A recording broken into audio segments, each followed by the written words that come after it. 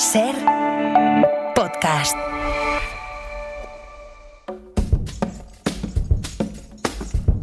Hoy por Hoy Magazine.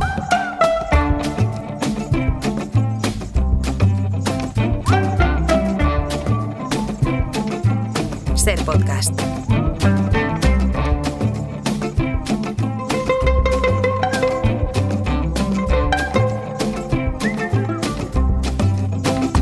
You know you better. Start making your apology. Eduardo Barba, buenos días. Buenos días, Ángels. ¿Qué tal estás? Muy bien, aquí Muy bien. disfrutando de esta pequeña selva, como dice Como dice todo Páramo. el mundo. Bueno, y Páramo, que y cuando se mete aquí los días Sí. que le toca hacer mención, tiene Sí. todo esto por delante. selva. Oye, tironcito de orejas. ¿Qué ha pasado? Tironcito de orejas para un oyente Sí. y para nosotros dos también. Sí. Aquí cada uno tiene su parte de culpa. Sí, ¿Tú te acuerdas que llegaron a la radio unas semillas de pinsapo sí. y una caja con sustrato para que plantáramos, cultiváramos pinsapos? Sí, de la tierra del lugar, además. De la tierra del lugar. ¿Y ese lugar qué era? Pues un parque protegido del cual no se puede tocar absolutamente nada. Ángels, hay una cosa que tendríamos que tener en cuenta. Claro, nosotros pues confiamos en que había todos los permisos del mundo, pero hay que tener en cuenta que cuando se visita un parque que esté protegido, da igual la categoría de protección, parque nacional, parque natural, reserva de la biosfera, lo que sea, eso es como visitar un museo. Yo voy al Museo del Prado y aunque me gustaría tener alguna de sus obras también en el salón, yo eso no lo puedo hacer. Hay que tener ese respeto por todo lo que crece en un parque natural, que no deja de ser como una especie de museo vivo en el cual todo es intocable y hay que respetarlo, desde la tierra en la que se asientan las plantas hasta las propias plantas que crecen sobre él y sobre todo, claro, por supuesto también los animales. Claro, nosotros es verdad que ese oyente nos mandó el paquetito con las semillas de pinsapo y con el sustrato y nosotros nos hizo la verdad es que muchísima ilusión. Sí sabíamos que lo había sacado, que las había cogido de un parque natural, pero claro, pensábamos eso, que tenía todos los permisos, incluso yo en algún momento llegué a pensar que era trabajador del propio parque, porque con la manera como nos hablaba y eso, bueno, pues que no se puede hacer. Que no se repita, ¿eh? Exacto, nada. Vale. Así que respetamos todas las plantas de un parque, sea el Parque Nacional de la Sierra de las Nieves, el Parque Natural de donde sea, de Cochimbamba. Ahí está. Ahí está, ahí lo dejamos. Ahí lo dejamos. Venga, una y no más.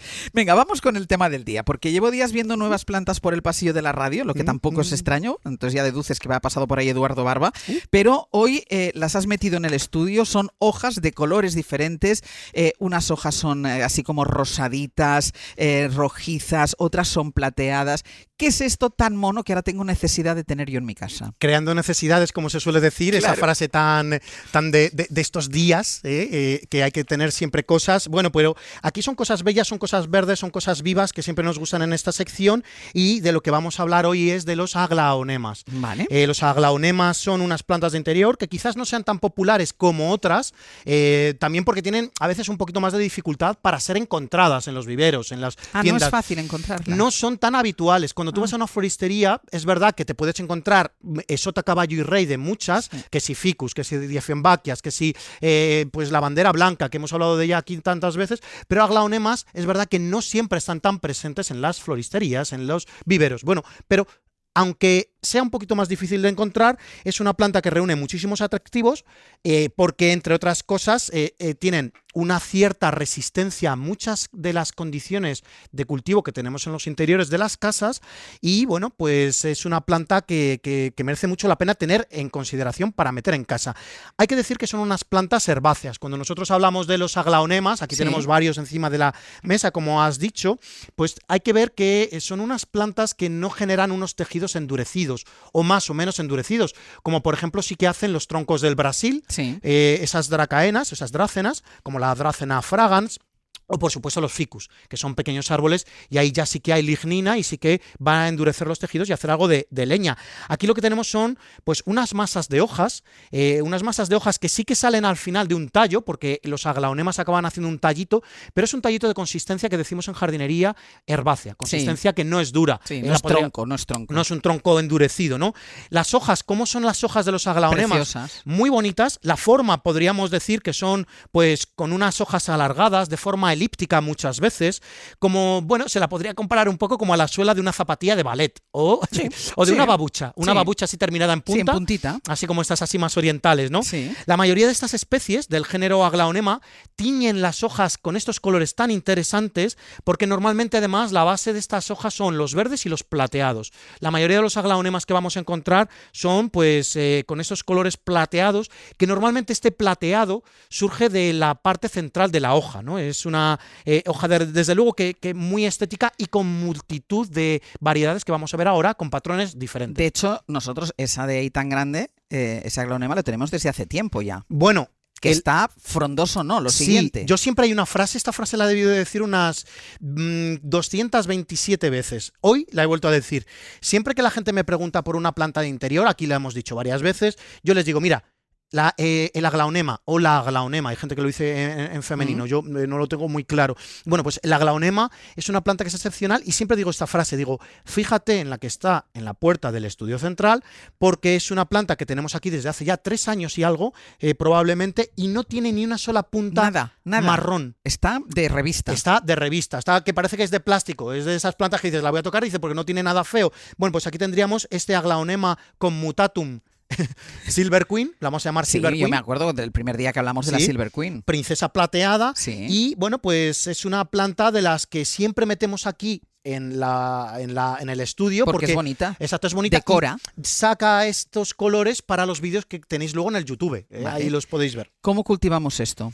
Bueno, pues los Aglaonemas, bueno, pues nosotros, ¿dónde tenemos, por ejemplo, el nuestro? En un pasillo. Está al lado de una ventana sin que le entre la luz directamente, porque está justo en un lateral de la ventana, sobre un taburete, es verdad que está a la misma altura de la ventana, para que tenga mucha luminosidad. Y esa sería la regla de oro básica. Que tenga luz. Que tenga esa luz, una luz muy intensa sin que haya necesidad de que sea directa, es decir, que no necesitamos que le dé esa energía de la luz directamente. No necesitamos que le dé, pero si yo la pongo al lado de una ventana que tiene mucha luz, pero que un par de horas al día por ahí entra el sol, ¿qué pasa? Bueno, pues va a depender siempre de qué horas le dé el sol. Si es el sol de la mañana, es perfecto, vale, porque es un sol suave, es un sol pues tierno, amable, que acaricia las hojas, le hace así cuchicú, pero no la va a quemar. Si fuera el sol del mediodía, entre las 12, 1, sobre todo ya 1, 2, 3, que ya es un sol que sobre todo en el verano puede dañar tejidos de plantas sensibles. Pero entonces la puedo retirar.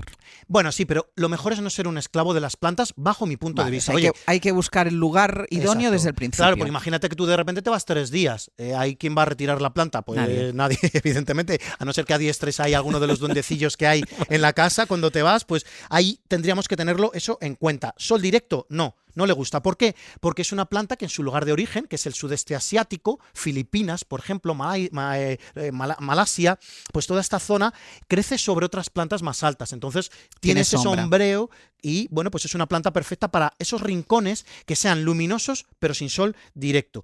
Entonces, bueno, pues eso sería básico. ¿Cuándo la vamos a regar también? Básico también. Lo primero tendríamos que decir el sustrato. Son plantas que le gusta el sustrato muy esponjoso, como muy aireado. Poroso. Muy poroso. Que sea con una base, por supuesto, orgánica, pero que tenga un gran drenaje. De hecho, hay sustratos especializados para esta familia de plantas que tienen, pues, una granulometría, es decir, una partícula más gruesa. Fibra de coco, incluso chips de coco, que lo llamamos en jardinería, que son esos trozos de, bueno, pues de partícula más gruesa. Entonces, eso sería. ¿Y regar cuándo? Regla de oro, de nuevo, ¿cuántas veces podríamos repetir? Todos Primero los profesionales, hay que tocar el sustrato y cuando veamos que el sustrato requiere agua, se riega. Exacto, eso no se puede temporalizar y siempre tenemos que tener en cuenta. Yo con los Aglaonemas que tengo en casa, 2/3 de la capa superior están secas antes de yo regarlo. Si no, yo no riego. Pero una vez que decides regar, porque los 2/3 de la capa superior está seca, ¿cuánta agua le echamos? Mira, en los momentos en los que no haya una luz intensa, es decir, en el invierno, podríamos decir, desde finales del otoño hasta el inicio de la primavera, que la luz todavía no es muy intensa, yo cuando vuelvo a regar no empapo todo el sustrato por completo, sino que echo pues un vaso generoso de agua por ponerlo en un volumen, ¿no? ¿Sí? Un buen vaso de agua que lo echo todo alrededor para que hidrate esas raíces, pero no empapo todo. ¿Por qué? Porque no tenemos todavía suficiente cantidad de luz para que la planta esté tan activa como para extraer toda esa cantidad de agua. Pero cuando ya pasa la primavera, mediados de primavera, todo el verano, por supuesto, y hasta la mitad del otoño, riego más generosamente. Vale. Riego generosamente para que ese volumen de raíces se empape bien. Y, de nuevo, no vuelvo a regar hasta que se pierde esa humedad. Es Eso decir, siempre es básico. ahora estamos a mitad de febrero, ahora estaríamos Sí. en esa época en que no hay que empaparla. Exacto, yo ahora cuando vuelvo a regar los aglaonemas le echo un vaso y medio, Vale. todo alrededor para que tenga cierta humedad la raíz, pero sin que esté empapado el sustrato. Vale, ahora vamos a hablar de las hojas y de los colores, pero déjame que tenemos un oyente esperando al teléfono y vamos a ver qué pregunta quiere hacerte sobre alguna planta. Es Paula desde Fuengirola. Paula, buenos días. Buenos días. ¿Qué tal, Paula? Cuéntanos. Muy bien. Cuéntale, Oh, qué ilusión. pregúntale a Edu lo que quieras. Bueno, mira, Eduardo, tengo una planta que se llama olla carnosa, ¿vale? Entonces, esta planta o flor de cera, Sí. la tengo desde hace casi 2 años y se ha quedado como su propio nombre indica, parece que fuera del Museo de Cera. O sea, está espectacular, con unas hojas preciosas, verdes, brillantes, increíbles, Sí. pero ni crece ni echa flor, ni me echa la flor esa que es súper fragante y preciosa. Sí. Ujú. Entonces querría saber qué es lo que puedo hacer para provocarle esta floración. Muy bien, A Paula. ver. Bueno, has dado en una de las plantas que a mí más me cautivan y que todavía no ha entrado aquí en la Es radio. preciosa, acabo de ver una fotografía y es Bueno, preciosa. es que mira, Sí, mira preciosa. Ángels, o sea, cualquiera que esté en casa Sí. o en la oficina, que sabemos que nos escucháis desde la oficina mientras trabajáis, Sí, eso está muy trabajáis bien. mucho, bueno, pues es una planta que si buscáis olla, con H y con Y, Sí. vais a ver unas flores que son tremendas. Sí, Yo pero hace tengo... como bola como una. Las flores son como una bola. Es una bola, son muchas pequeñas flores con Sí. unas estrellitas de 5 puntas, bueno, son espectaculares, muchas son muy fragantes y son espectaculares. 2 preguntas, Paula, ¿está en una maceta grande o pequeña?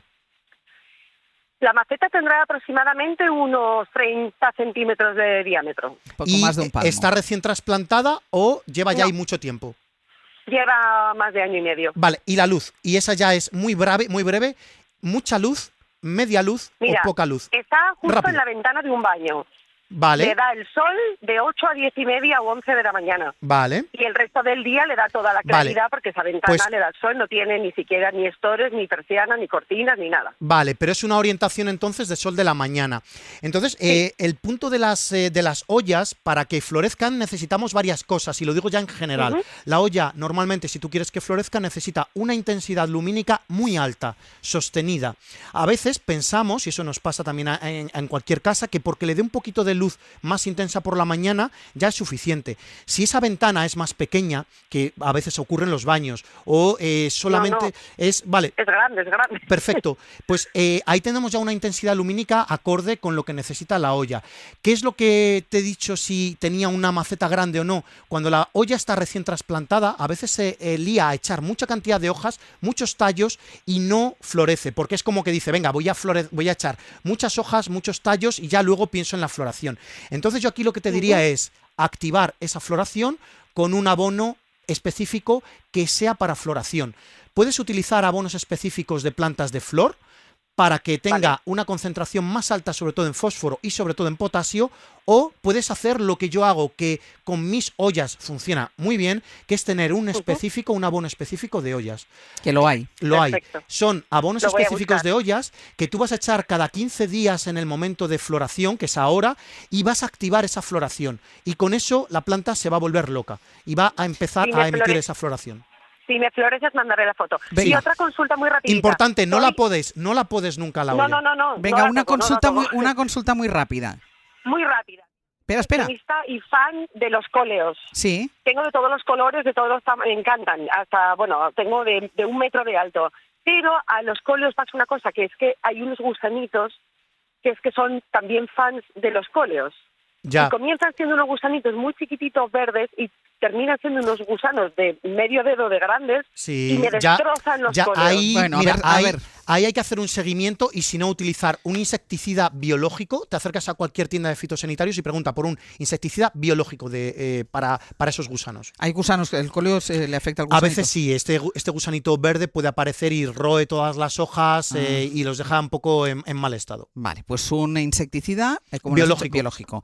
No sé si nos va a dar tiempo a terminar los aglaonemas, pero para apuntarlo, dejarlo apuntado, que a lo mejor la semana que viene continuamos. Muy bien. ¿Cuántos colores pueden tener las hojas? Bueno, esta es la cosa fascinante de los aglaonemas, porque tenemos colores de todos los tipos. Tenemos, por ejemplo, desde los blancos, hay un aglaonema que a mí me gusta mucho, que es el aglaonema White Joy. ¿Sí? Y el aglaonema White Joy es espectacular porque tiene una blancura que es, dices, pero tú cómo puedes estar vivo con tan poquita clorofila como tienes, porque toda la hoja es tremendamente blanca y solo tiene un poquito de borde verdecito. Bueno, pues este sería como un caso excepcional. Y luego están los aglaonemas de tonos rosados y rojizos que se combinan con el verde, que son pues como varios de los que hemos traído aquí hoy en el estudio, ¿no? Así que serían pues como los más... ¿Y el más habitual es el de las hojas plateadas? Exacto. Los más habituales son los aglaonemas de hoja plateada. Fíjate que si son habituales, que hay muchos cultivares o variedades, dicho de una manera más popular, que tienen el nombre silver, que sabemos que en inglés significa plata o plateado. Bueno, silver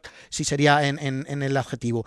Pues mira, aglaonema Silver Queen, que es el nuestro, el Silver King, el Silver Ribbon, el Silver Bay, el Silver Frost, el Silverado, cada una con un patrón de ese plateado diferente, así que tendríamos como bastante variedad. Mira, vamos a hacer una cosa, porque no nos da tiempo a seguir explicando los colores y si se cultivan de la misma manera o no. Vamos a poner deberes a los oyentes. Muy bien.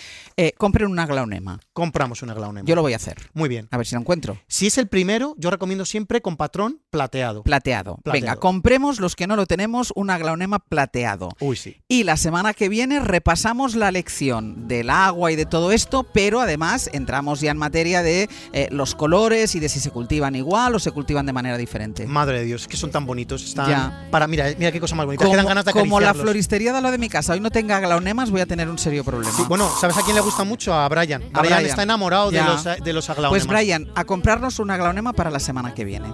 Hasta la semana que viene. Hasta la semana que viene, Evangels. Y abrázame como yo a ti. Para no perderte ningún episodio, síguenos en la aplicación o la web de la SER, Podium Podcast o tu plataforma de audio favorita.